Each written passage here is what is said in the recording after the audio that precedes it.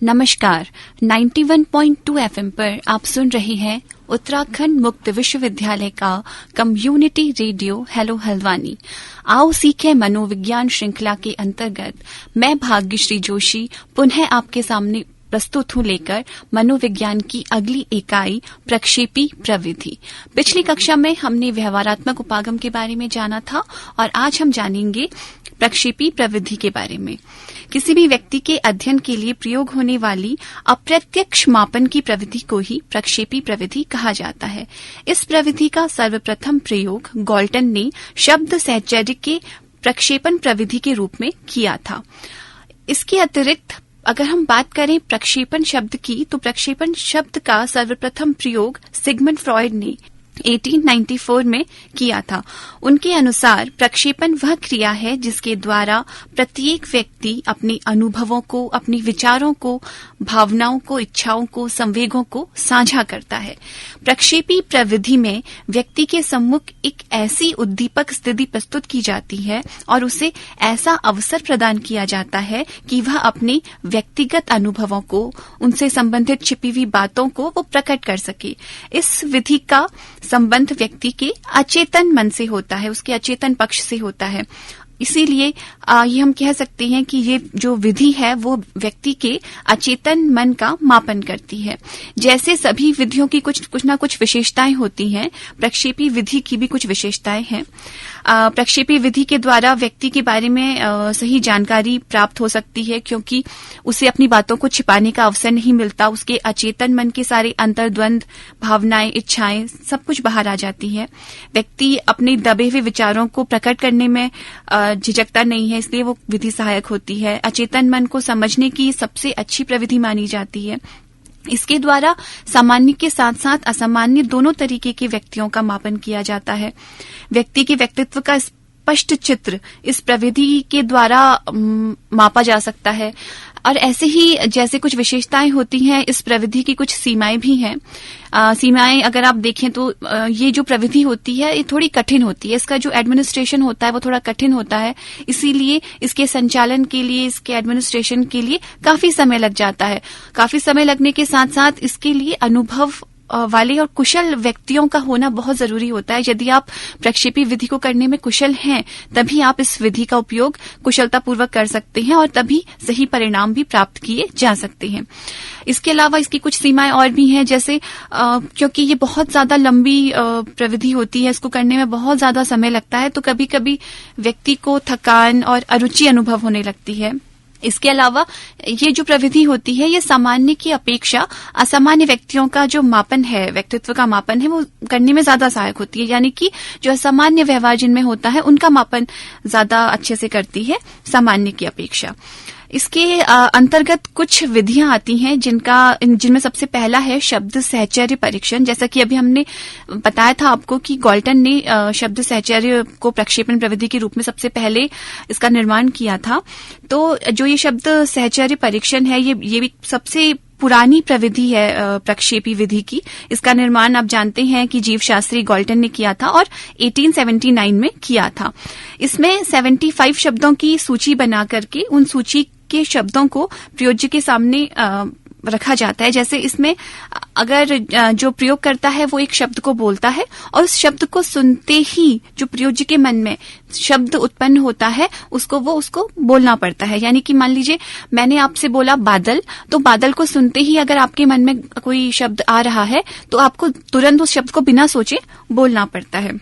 इसका विवेचन दो आधारों पर किया जाता था। पहला कि प्रयोज्य ने जो प्रत्युत्तर दिए हैं, प्रत्युत्तर में जो शब्द कहे हैं वो क्या कहे हैं, और दूसरा जो प्रत्युत्तर देने में उसने समय लिया है वो कितना समय लिया है, इस आधार पर उसका विवेचन किया जाता था।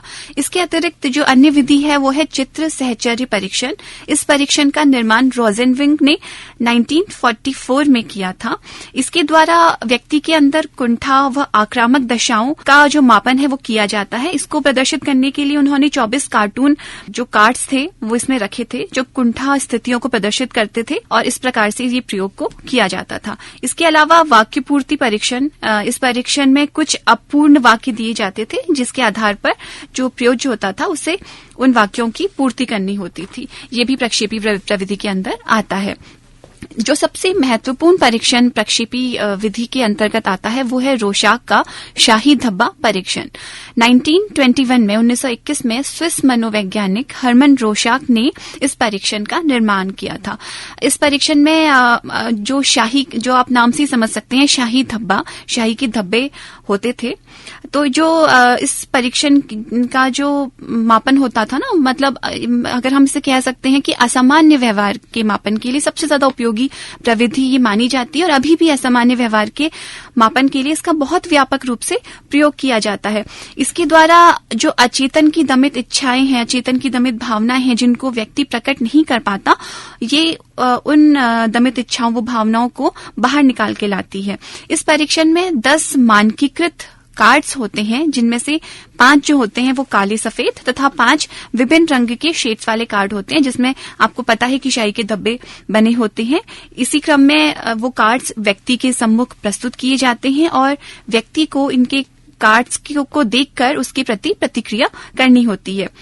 उसे बताना होता है कि इसमें उसको क्या दिखाई दे रहा है, और जब व्यक्ति इसके प्रति प्रतिक्रिया करता है तो उसके उपरांत उत्तर प्राप्त करने के बाद जो कार्ड होते हैं उसमें उसको देखने में कितना समय लगा, उस कार्ड को घुमाकर देखने की स्थिति क्या थी, उसका रंग और स्थान आकार उसने क्या बताया, इन आधारों पर उसका जो है विवेचन किया जाता है और उसी आधार पर इसके परिणाम भी निकाले जाते हैं। जैसा कि मैंने बताया कि इस प्रविधि का प्रयोग मुख्यतः चिकित्सकीय निदानों में बहुत अधिक किया जाता है।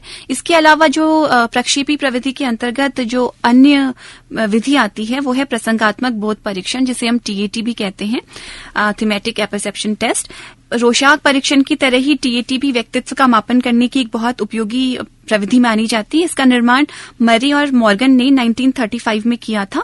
इस परीक्षण में 30 तस्वीरों वाले जो मानकीकृत कार्ड होते हैं वो प्रस्तुत किए जाते हैं, और एक जो है वो खाली कार्ड होता है वो इसमें प्रयोग किया जाता है। इन 30 कार्डों में से 10 कार्ड पुरुषों के लिए, 10 कार्ड महिलाओं के लिए प्रयोग किए जाते हैं, और जो 10 कार्ड होते हैं वो सभी के लिए प्रयोग किए जाते हैं। एक प्रयोज्य के सामने प्रायः 20 कार्ड प्रयुक्त किए जाते हैं। यह प्रयोग एक समय में एक ही व्यक्ति पर किया जा सकता है। प्रत्येक कार्ड को देखकर प्रयोज्य को एक कहानी लिखनी होती है, और कहानी बनाते समय बेसिकली 4 बातों का ध्यान रखना होता है। पहला ये कि जो आपको कार्ड आपके सामने प्रस्तुत किया गया है उसको देख करके आपको ये अज्यूम करना पड़ता है कि इससे पहले क्या क्या घटना हुई होगी। जिस घटना के चित्र आपको दिखाया गया है, इस घटना कि पहले क्या घटना हुई होगी, इस समय उस चित्र में क्या हो रहा है, और चित्र में कौन कौन से लोग हैं, वो क्या सोच रहे हैं, और उस कहानी का जो है अंत है वो क्या होगा, उसका अंत भी बताना होता है। प्रत्येक कहानी को लिखने के लिए 5 मिनट का समय दिया जाता है, और जो खाली कार्ड होता है उस खाली कार्डों में इन सभी बातों को अज्यूम करके कि इस मतलब पहले क्या हुआ होगा, अभी क्या चल रहा है, कौन कौन लोग हैं, इसका अंत क्या होगा, ये सब कुछ कल्पना करके आपको कहानी बनानी होती है। इसी तरीके से बहुत सारे अन्य प्रक्षेपण परीक्षण और भी हैं, जैसे कि ड्रॉ अ मैन टेस्ट, मनोनाटक, खेल प्रविधि, जिसके माध्यम से व्यक्ति के अचेतन द्वंद्वों, तनावों, इच्छाओं और उसके सारे मतलब जो भी अचेतन मन में, जैसे कि आपने पहली क्लास में पढ़ा था कि अचेतन मन क्या होता है, जो हमारी सारी दमित इच्छाएं होती हैं, भावनाएं होती हैं, जिनको हम अपने दैनिक जीवन में प्रकट नहीं कर पाते, वो हमारे अचेतन में रहती हैं। हमारे सारे पास्ट एक्सपीरियंसेस, हमारे राग, द्वेष, द्वंद्व सब अचेतन मन में होते हैं, जो व्यक्ति दैनिक जीवन में बाहर नहीं निकाल पाता, जो किसी से साझा नहीं कर पाता, और कभी कभी वो साझा ना करने के कारण, कभी कभी उन्हें प्रकट ना करने के कारण उन अचेतन इच्छाओं, भावनाओं, अंतर्द्वंद्वों, चिंताओं, कुंठाओं के कारण व्यक्ति को बहुत सारी मानसिक परेशानियों का सामना करना पड़ता है। तो ये सारी जो प्रविधियां अभी मैंने आपको बताई, ये प्रविधियां उपयोगी होती हैं अचेतन द्वंद्वों को, अचेतन कुंठाओं को और हमारी तनाव को, समस्याओं को जो व्यक्ति अचेतन में दमित करके रखा हुआ है, जिस व्यक्ति ने जिन चीजों को, उनको बाहर निकालने में सहायक होती हैं। इसीलिए बहुत बार इन परीक्षणों का, इन प्रविधियों का यूज नैदानिक रूप में किया जाता है, चिकित्सकीय रूप में किया जाता है। तो ये सारी प्रविधियां थी। तो आओ सीखे मनोविज्ञान श्रृंखला के अंतर्गत आज आपने जाना कि प्रक्षेपी प्रविधि क्या होती है, प्रक्षेपी प्रविधि के द्वारा कैसे अचेतन भावनाओं को बाहर निकाला जाता है, इनमें कौन कौन सी प्रविधियों का उपयोग किया जाता है। इसी श्रृंखला के अंतर्गत जो अगली कड़ी हम प्रस्तुत करेंगे उसमें हम आपको बताएंगे कि केस अध्ययन प्रविधि कैसे होती है, कैसे किसी व्यक्ति पूरा इतिहास, उसका केस अध्ययन प्रविधि के माध्यम से तैयार किया जाता है। और तब तक के लिए नमस्कार। तो मिलते हैं अगली श्रृंखला में।